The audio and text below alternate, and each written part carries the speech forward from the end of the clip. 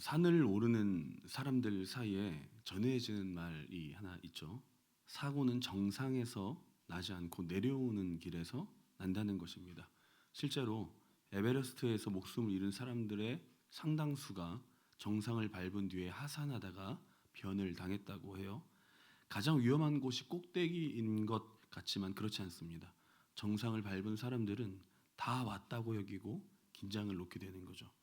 목표를 이루었다는 그런 안도감이 정확한 판단을 흐리게 만듭니다. 하지만 정상을 밟았다고 한들 산은 절반 남은 거죠. 올라온 만큼 그대로 내려가야 하는데 정작 힘은 올라가는 데 다 썼고 다리는 풀려 있기 마련이죠. 오를 때는 정상이라는 목표가 사람을 이끌어주지만 내려올 땐 사람을 끌어줄 게 없어요. 그래서 진짜 산행은 정상이 아니라 내려오는 길이라고 말합니다. 우리가 수련회를 마치고 이 예배당에 앉았어요. 어제 여러분들 아실는지 모르겠지만 6시간 가까이 저희가 함께 예배했습니다.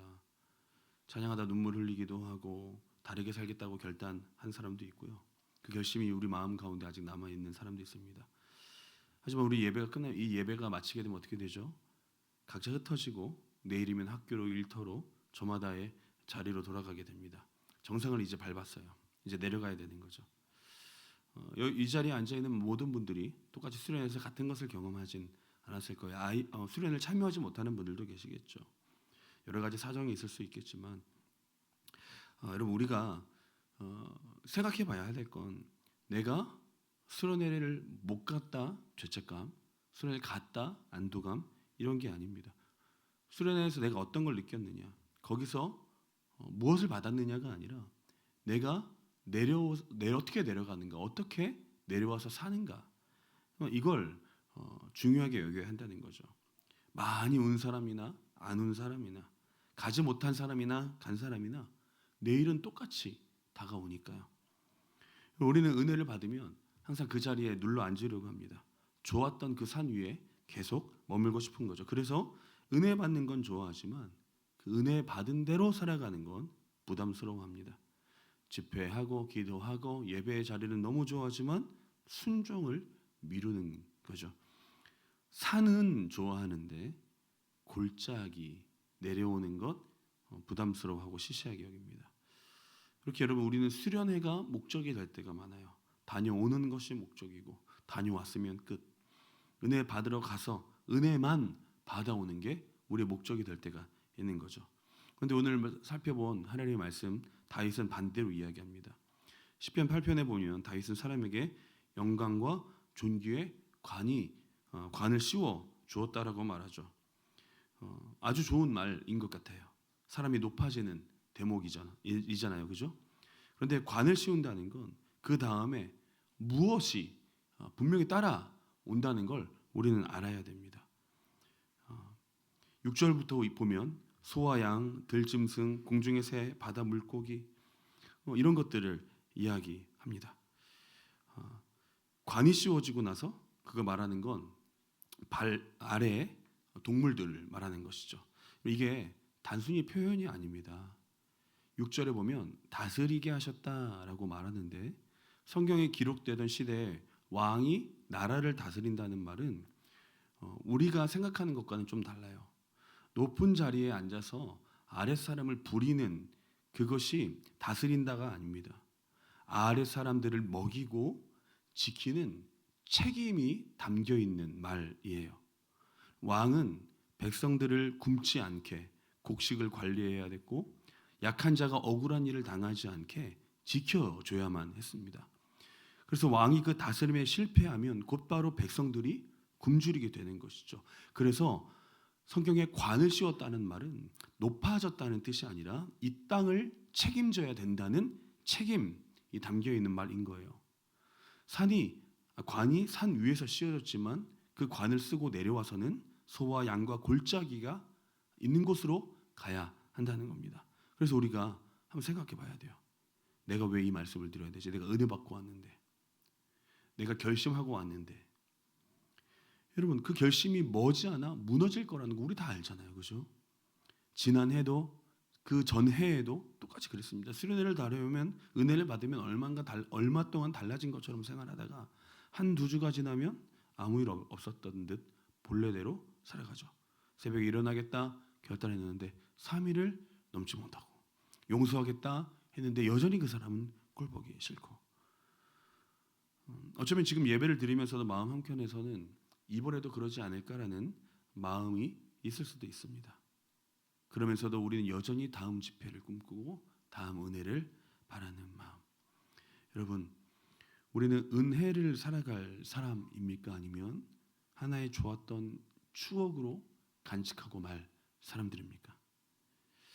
오늘 말씀을 통해서 다윗이 그 은혜의 관을 쓴 뒤 무엇을 이야기하는지 살펴보고 우리가 우리에게 주신 하나님의 그 진짜 음성과 은혜가 무엇인지 살펴보는 시간이 되기를 바랍니다. 우리 본문 8장 6절에서 8절 한번 읽어볼까요? 다 같이 시작.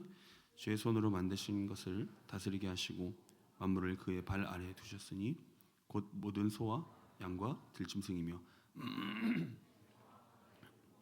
바닷길에 다니는 것이니이다.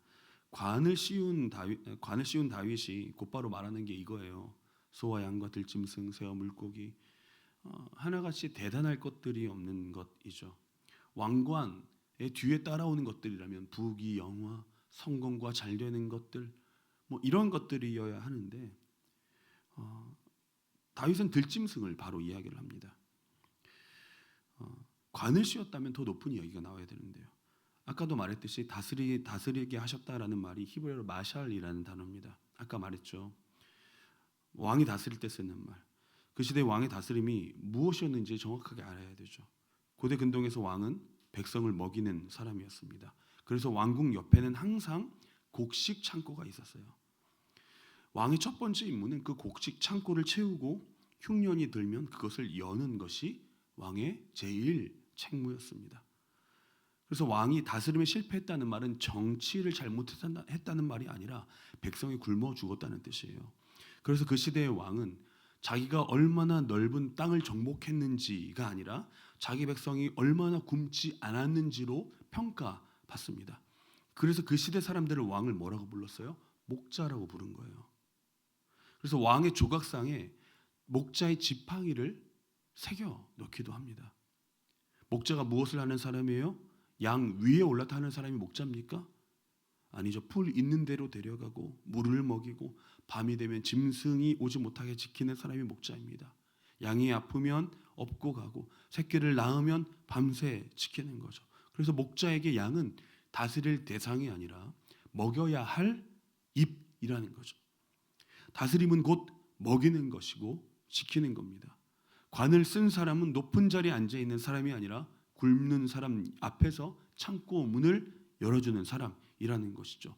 그래서 다윗이 관 이후에 하는 이야기, 소와 양과 이런 들짐승들을 그 들짐승의 이야기를 꺼내는 건 이상한 게 아니에요. 관을 씌운다는 것과 짐승을 돌본다는 건 똑같은 일이기 때문이에요. 관은 높은 자리에서 세워주려고 씌운 것이 아니라 아래를 책임지라고 씌우는 것이기 때문입니다. 그리고 다윗 자신도 목자였어요. 왕이 되기 전에 양을 쳤죠. 사자와 곰이 왔을 때 그 양을 지킨 사람이었습니다. 그러니 다윗은 다스림이 무엇인지 머리로 배운 것이 아니라 삶으로 살아냈던 사람이라는 것이죠. 여러분은 잘 아시는 이야기인데 어니스트 세클턴이라는 탐험가가 있었습니다. 1914년 27명의 대원과 함께 남극 대륙을 횡단하겠다고 떠났어요. 그런데 배가 얼음에 갇히고 결국 부서지게 됩니다. 남극 항복판에 28명이 배도 없이 남겨지게 된 것이죠. 얼음 위에서 자야 되는데 침낭이 모자란 거예요. 제비뽑기로 나눴습니다. 그런데 뽑고 나서 대원들이 이상한 걸 알아챘어요. 좋은 침낭들은, 따뜻한 침낭들은 다 일반 대원들에게 돌아갔고 세클턴과 간부들은 모두 다 같이 나쁜 침낭을 뽑았습니다. 대장이 제비뽑기에 손을 댄 거죠. 남극에서 가장 높은 사람이 가장 나쁜 침낭에 들어갔어요. 굶주린 대원들에겐 자신의 먹을 것을 나눠 주었죠. 나는 아직 버틸만 하다고 말하면서요. 28명이 다 살아 돌아왔습니다. 한 사람도 죽지 않았어요. 세클턴은 남극 대륙을 탐험하지 못하고 횡단하지 못했습니다. 떠난 목적을 이루지 못한 거죠. 그럼에도 불구하고 사람들은 세클턴을 위대한 지도자라고 말합니다. 왜요? 무언가를 정복했기 때문인가요? 아니죠. 자기 침낭을 내어주고 자기 먹을 것을 내어주었기 때문인 거예요. 대장이라는 건 맨 앞에 섰다는 뜻이 아니라 맨 나중이라는 거예요. 성경에 보면 요셉이 있죠. 요셉이 형들 앞에서 자기의 정체를 밝힙니다.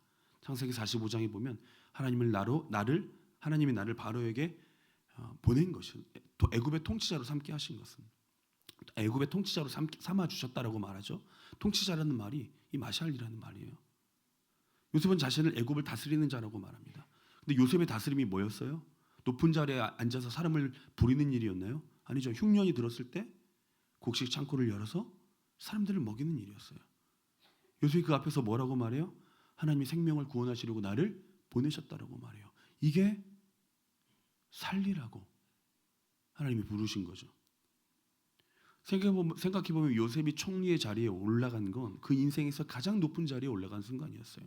감옥에서 나와서 바로 앞에 섰고 왕의 반지를 손에 끼고 애굽 전체가 요셉의 손에 있었다고요. 그런데 그 자리에서 뭐 했어요? 7년 동안 곡식을 모은 거예요. 그리고 흉년이 들자 그 곡식을 풀어준 거죠. 창고를 채우고 창고를 열었어요. 그게 전부예요. 왕의 반지를 손에 낀 요셉이 한 일은 곡식을 세고 사람들을 먹인 일이었어요. 요셉이 총리의 자리에 오른 것으로 만족했다면 어떤 일이 있었겠어요? 아무도 살리지 못했을 겁니다. 아무도 살리지 못하고 사람들을 핍박했을 수도 있겠죠. 형들도 굶어 죽었을 겁니다. 야곱의 집안은 그대로 끊어졌을 거죠. 이스라엘도 없었을 거고 출애굽도 없었겠죠. 요셉의 관, 바로의 궁에서 씌워졌지만 그 관을 쓰고 한 일은 굶주린 사람들을 앞에 창고를 여는 일이었습니다. 다스림은 그런 거죠. 다윗이 시편 8편을 쓰면서 이걸 생각한 거예요. 3절에 보면 하늘을 올려다봅니다. 달과 별을 봐요. 그리고 사람이 무엇이기에 하나님이 그렇게 생각하시냐고 묻습니다. 하늘은 저렇게 큰데 나는 이렇게 작다는 거죠. 근데 그 물음의 대답이 어디 있다는 거예요. 하나님은 그 작은 사람에게 관을 씌워주시고 소와 양과 들짐승을 앞에 두시고 다스리라고 말씀하시는 거예요. 사람이 존귀해지는 건 하늘에 닿았기 때문이 아니라 하나님이 맡기신 것들 앞에 서 있기 때문인 거예요. 관을 쓴 사람의 자리는 별들 사이 하늘에 어디에 있는 게 아니라 짐승들 앞에 있는 거라고요. 우리도 하나님의 은혜, 그리스도의 구원이라는 관을 쓰고 이 자리에 앉아 있습니다. 수련회에서 여러 가지 것들을 경험하며 은혜의 관을 우리가 쓰고 있다고요. 그런데 우리는 그 은혜를 받고 나면 그 자리에서 멈출 때가 많아요. 내가 얼마나 울었는지를 자랑하고 어떤 말씀이 들렸는지를 이야기하죠. 그리고 그것으로 충분하다라고 생각할 때가 많이 있습니다. 은혜 받은 것이 신앙생활의 전부라고 생각할 때가 있다는 것이죠. 그래서 우리에게 신앙생활은 뭐예요? 은혜 받는 횟수를 늘려가는 거예요. 그죠? 수련회 몇 번 갖고 집회 몇 번 왔고 은혜 몇 번 받았는지 이것이 내 신앙의 이력이 될 때가 있다는 겁니다. 신앙생활을 오래 했다는 말이 은혜를 여러 번 받았다는 말과 동의어가 되어버렸어요. 근데 오늘 우리에게 하시는 말씀 뭐예요? 은혜 받은 것으로 그 은혜대로 살지 않는 것을 우리는 돌아봐야 한다는 거죠. 수련회 울었으니 나는 괜찮은 사람이다. 아니요. 눈물이 삶으로 이어지지 않으면 아무 상관없는 거죠. 내가 은혜를 받았는데 그 은혜가 내 삶으로 이어지지 않는다면 여러분 그게 은혜가 어떤 의미가 있겠어요? 아무 의미가 없어지니까 우리는 또 다른 은혜를 찾아다니는 거예요. 삶은 그대로인데 바뀌지 않았는데 은혜의 기억만 늘어나는 거죠. 힘들면 또 은혜 받으면 되니까 또 수련회 찾아가는 거. 이게 너무 무서운 일이에요, 여러분. 우리 영혼에. 찬양하고 우는 건 별로 힘들지 않아요. 말씀을 듣고 내 마음이 찔리면 오히려 그 순간 너무 시원합니다. 그런데 미워하는 사람에게 찾아가서 말을 거는 것, 너무 힘든 일 아니에요? 내가 해왔던 죄의 습관을 끊는 것, 너무 괴로운 일 아닙니까? 그래서 우리는 아픈 일은 잠깐 미뤄두고 지금 내 입에 좋은 그 은혜를 찾아가는 일에만 열중할 때가 있다는 거죠. 그걸 우리는 신앙이라고 부를 때가 너무 많아요. 들어보십시오. 신앙 좋아 보이는 사람 누구예요? 은혜 많이 받은 사람, 신앙 좋은 사람처럼 보이잖아요. 집회에 빠지지 않고 찬양할 때 뛰고 기도할 때 눈물을 흘리는 사람. 우리는 그런 사람들을 부러워하고 그렇게 되고 싶어 합니다. 그리고 그렇게 되지 못한 사람들은 나는 신앙이 없다, 난 은혜 받지 못했다라고 평가해 버린다고요. 그래서 성경은 그렇게 말하지 않습니다. 다윗은 관을 쓴 사람을 별들 사이에 세운 것이 아니라 짐승들 앞에 세운 거죠. 요셉을 다스리는 자로 만든 것은 여러분 관을 썼기 때문이 아니라 창고를 열었기 때문에 요셉을 그렇게 우리가 칭찬할 수가 있는 거죠. 세클턴을 대장으로 여기게 만든 건 남극을 정복해서가 아니라 침낭을 내어주었기 때문이에요. 하나님은 우리에게 관을 씌워주신 것은, 은혜의 관을 씌워주신 것은 은혜를 누리라고? 아니요. 삶을 은혜로 살아내라고, 지키라고 우리에게 주신 것이죠. 하나님은 우리를 그렇게 산 위에 두지 않으세요. 하지만 우리는 은혜가 계속 부어지는 자리에 있고 싶어 합니다. 그런데 하나님 반드시 내려보내세요. 수련회가 끝나게 하시고 집회가 끝나게 하시고 각자의 자리로 돌려보내십니다. 은혜가 끝났다는 말이 아니죠. 은혜의 관을 씌우셨기 때문에 내려보내시는 거예요.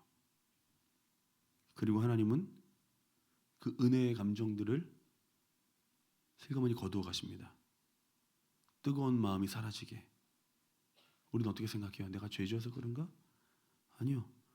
하나님은 감정을 걷어가시고 그 앞에 양과 소를 두신다고요. 감동 없이 감당해야 할 일들을 가져다 놓으신다고요. 그때 드러나는 거예요. 나는 은혜를 사랑한 건지, 은혜 주신 분을 사랑하는 건지, 나는 그 자리가 좋았는지, 그 분이 좋았는지. 여러분, 감정이 있을 때 순종은 누구나 다 합니다. 감정이 없을 때 순종하는 사람은 관을 쓴 사람. 이거 잊지 마십시오. 여러분, 우리에게 주신 하나님의 은혜는 그 은혜 속에 머무르라고 주신 것이 아니라 은혜를 가지고 삶을 살아내라고 주신 것이라는 것을 믿어야 됩니다.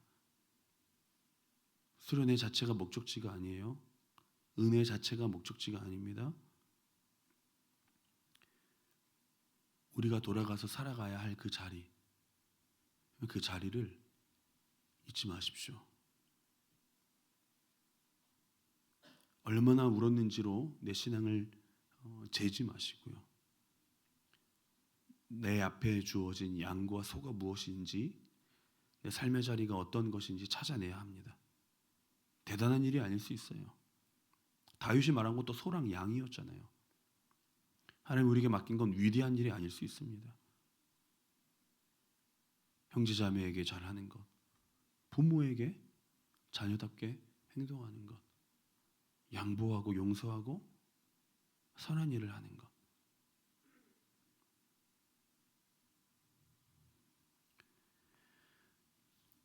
그 자리를 시시하게 여기지 마십시오. 수련회에서 울었다면 그 눈물이 닿을 곳을 찾으시고, 수련회 때 기뻤다면 그 기쁨이 닿을 자리를 찾아내야 됩니다. 은혜는 감정이 아니에요. 내가 어디에 서 있는지에 달려 있습니다. 여러분들이 산에서 받은 그것을 내일 아침 한 주간의 삶 속에서 살아내시는 은혜가 저 여러분들이 있기를 축복합니다. 말씀을 정리하겠습니다. 우리가 다 아는 이야기인데요.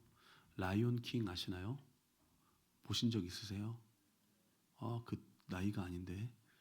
네. 사자왕 심바의 이야기잖아요, 그렇죠? 아버지가 죽고 그 왕위를 찬탈하려는 삼촌에게 속아 심바가 도망치게 됩니다. 고향 먼 곳에서 티몬과 푼바를 만나게 되고 책임 없는 삶을 살죠. 자기가 왕의 아들이라는 사실을 외면합니다. 심바가 그곳에서 방황을 즐기는 동안 심바가 다스려야 할 땅이 말라붙고 짐승들이 굶어 죽게 됩니다. 그런 고향의 참상의 소식을 들고 온 소쿠침구의 호소에도 심바는 죄책감 때문에 고개를 돌려 버리게 되죠. 그런 심바에게 지혜로운 장로 하나가 찾아와서 심바를 물가로 데려가요. 심바가 물속에서 자기 아버지의 얼굴을 마주합니다. 그 순간 내가 누구인지 깨닫게 되죠. 심바는 새로운 왕이 아니라 사실 태어날 때부터 왕의 아들이었어요. 다만 그것을 잊고 있었을 뿐이죠.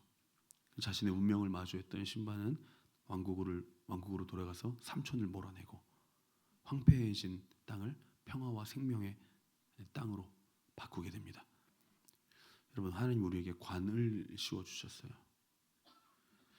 그런데 여러분들의 소와 양은 지금 어때요? 여러분들이 그 은혜라는 것을 위해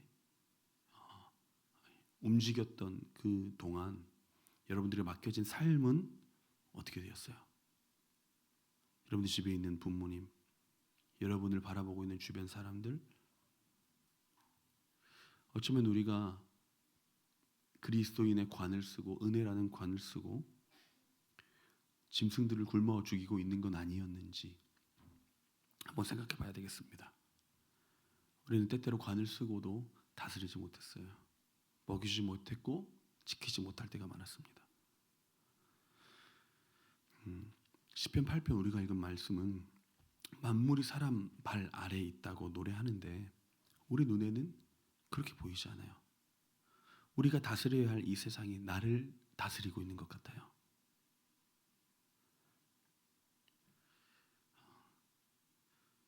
히브리서 2장에 보면 이 시편 8편을 인용하거든요. 아직 만물이 사람에게 복종한 것을 보지 못한다. 성경이 우리 연약함을 말하고 있어요. 그런데 거기서 끝나지 않아요. 히브리서가 그 다음에 뭐라고 말하냐면 오직 예수를 본다. 영광과 존귀로 관을 쓰신 예수를 본다라고 말합니다.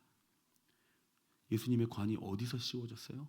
높은 영광스러운 산 위에서 씌워졌나요? 아니요. 십자가에서 씌워진 거죠. 십자가에서 관을 쓰신 거예요. 가시관. 다스려야 될 사람들에게 조롱당하면서 예수가 죽음으로 내려갔습니다. 그리고 자기 살을 때 사람들을 먹으신 거죠. 이게 다스림이에요. 자기 몸을 창고로 삼으신 거죠. 우리가 그 영광스러운 관을 쓸 수 있는 이유는 예수가 가시관을 썼기 때문인 거예요.